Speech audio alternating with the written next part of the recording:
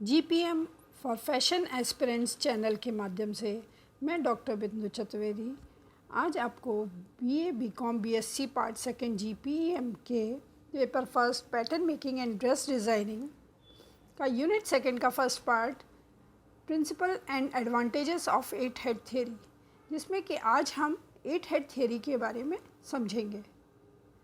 Eight head theory को हम हिंदी में अष्टमस्तकीय प्रणाली भी कहते हैं। आठ मस्तकीय हेड जिसको हम कहते हैं, और थ्योरी ये प्रणाली। जैसा कि आप देख पा रहे हैं ये ह्यूमन फिगर,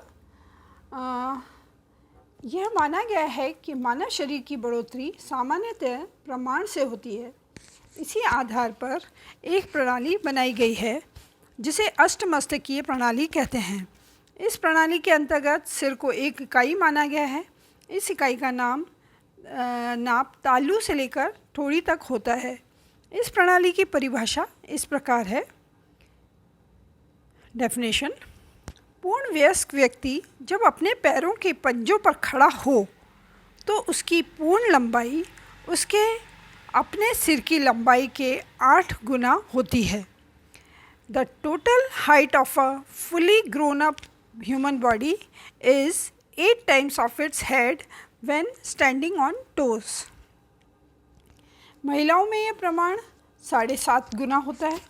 भौगोलिक तथा अन्य परिस्थितियों के में ऊपर दिए हुए प्रमाण में कुछ फर्क हो सकता है।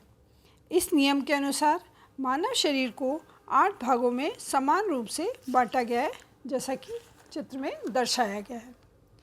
8 भाग इस प्रकार हैं।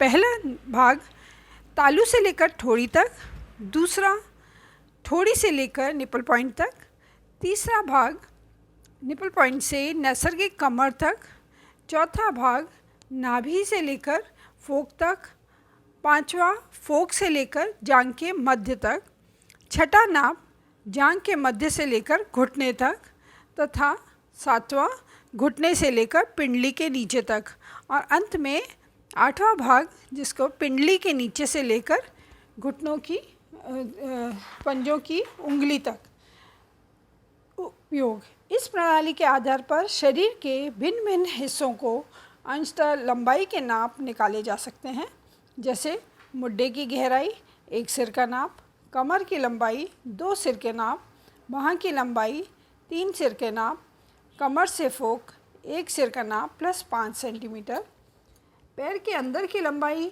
3.5 सिर के नाप, फोक से घुटने तक की लंबाई, पैर के अंदर की लंबाई तथा आधा नाप माइनस 5 सेंटीमीटर। इस प्रकार से शरीर के अंशतः गोलाई के नाप भी छाती के नाप के आधार पर निकाले जा सकते हैं। आशा है आपको समझ में आया होगा। धन्यवाद।